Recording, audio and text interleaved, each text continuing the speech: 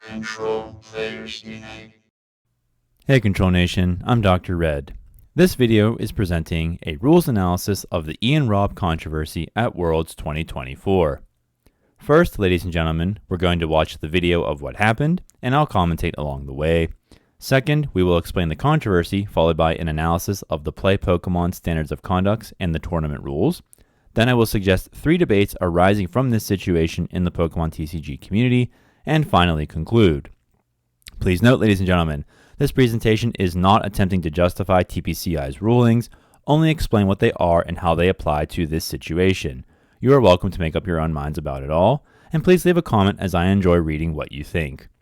To begin, this topic so far has been covered by Flex Daddy, the Machamp King, Mellow Magikarp, Opossum Bud, Rock Sandy, the Shift Gear Podcast, the Teach Me Pokemon Podcast, Tricky Jim, and Verlisify. The links are in the description. But let's get to it. What exactly happened at Worlds 2024? Here are the final moments of Ian Robb's match versus Fernando Cifuentes. Potentially here, you could find some help. Let's play it safe. It looks like Nest Ball, but the Earthen Vessel's already there. Oh, we're flying. Oh my goodness, is it all there? He's got the energy switch. Cifuentes shakes Robb's hand, Oh my gosh, Kyle, Ian Robb and then down. the gesture in question happens. EX in a Robb starts to clean up his side of the board, victory here but then watch this in the important first detail. match at the World Championships. I cannot believe what just happened. What was Right that? there. He goes to sign the match slip after he makes the gesture. He had it all. To summarize, Ian Robb materially wins, by which I mean the concrete game as played on the tabletop. He defeats Cifuentes in the gameplay. He then makes a lewd gesture in celebration. And to clarify, ladies and gentlemen, it was not a dice rolling gesture as some have said. Andrew Mahone, the owner of the YouTube channel Tricky Jim, whom we referenced earlier, tells us that he consulted Robb in person at the tournament, with Robb admitting to him the gesture is lewd.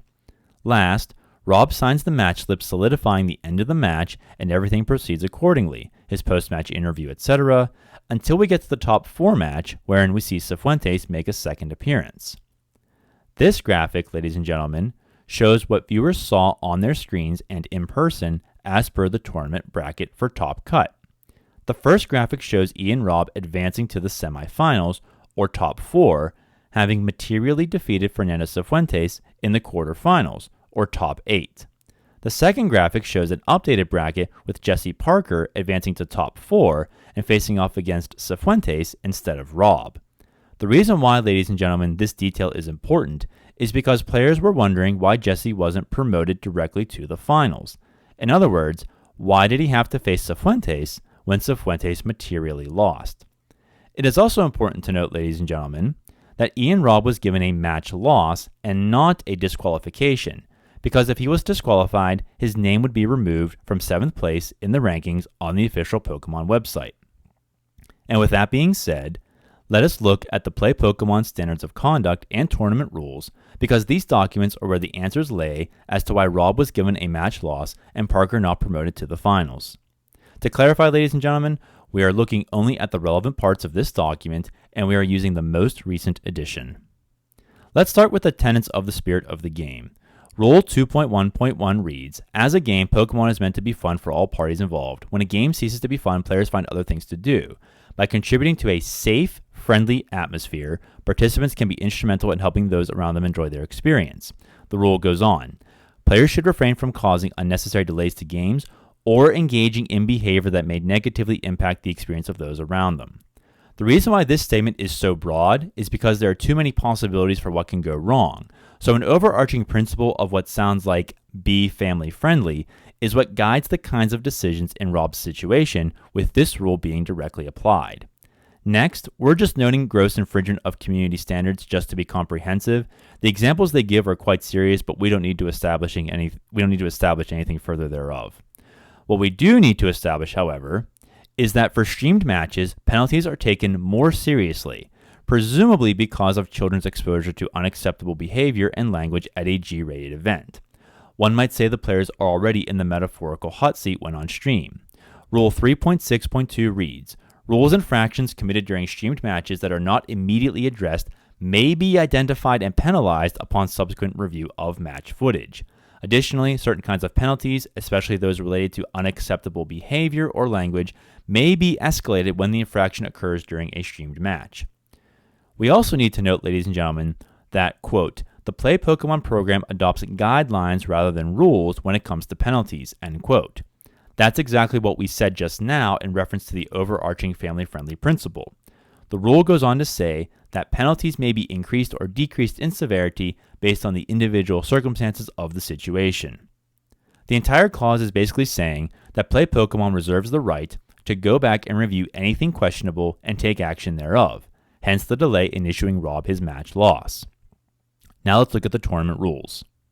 To clarify again, ladies and gentlemen, we are looking only at the relevant parts of this document, and we are using the most recent edition.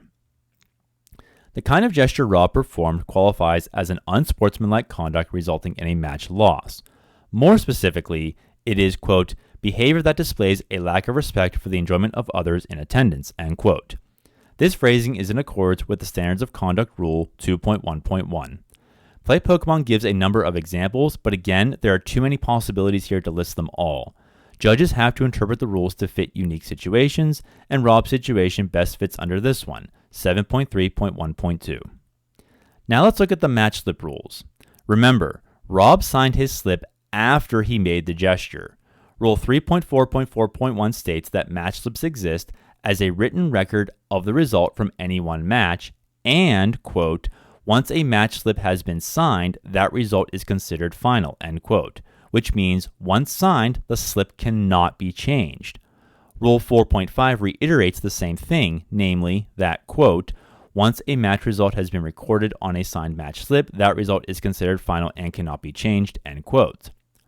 But Rule 5.8.1.1 is the key match slip rule.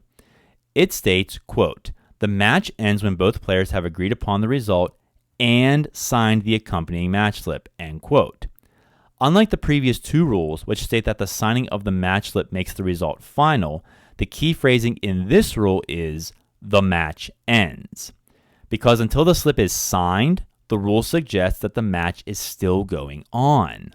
In other words, one can infer from the rules we've reviewed, TPCi holds that material tabletop gameplay is the game, and that the match includes more than tabletop play, including the conduct of the competitors and the signing of the match slip.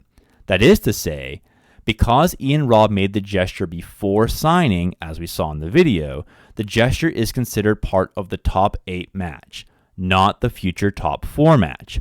And because the gesture is part of the top 8 match, he gets a match loss, thus nullifying rules 3.4.4.1 and 4.5. Let's look at another match loss rule. Rule 7.2.6.1 states that, quote, when one player's conduct infraction irreparably compromises the integrity of a match, end quote, a match loss is issued as compared to a disqualification. Rule 7.2.6.2, which applies the previous rule, states, quote, if this penalty is issued between rounds, the penalty is applied to the player's next match, end quote. There it is, ladies and gentlemen. This rule is the reason why Jesse Parker was not promoted to the finals.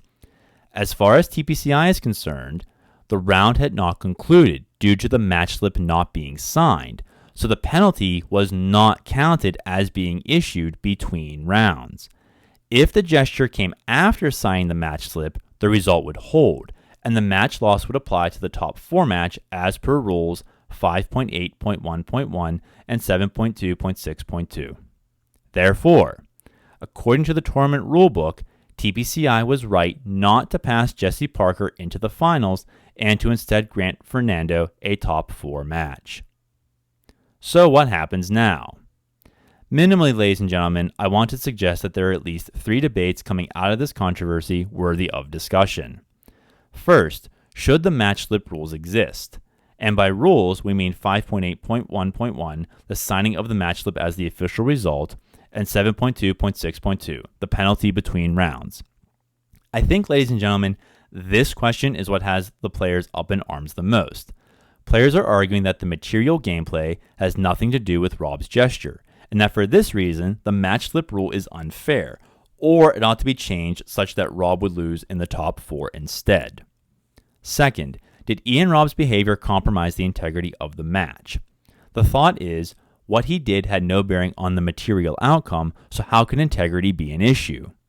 I think, ladies and gentlemen, the issue here with Rule 7.2.6.1 is actually about brand integrity. Pokemon is bigger than a card tournament and is built around children's entertainment.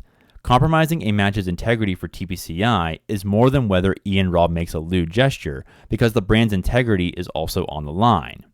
Now, ladies and gentlemen, TPCi is not perfect or anything like that, only that it is a business, and what Robb did has the potential to damage the brand image to consumers, in particular the parents who buy Pokemon products for their children. So giving him a match loss signals that they take their brand identity seriously. In other words, it's not so much about the match per se, but the entirety of the Play Pokemon experience and what the company is about. But TPCi's consistency on this issue is another matter entirely and outside the purview of this video. Last, how do we understand Cifuentes' win? No one is blaming Fernando for competing and winning, just that there is an asterisk next to the victory. Did he truly earn the win, or was it merely gifted him by TPCi? These questions arise in light of his material loss to Ian Robb. Thank you for watching, ladies and gentlemen. What did I miss? Where am I wrong? Please leave a comment about the whole situation. Take care of yourselves, and may God hold you in the palm of his hand.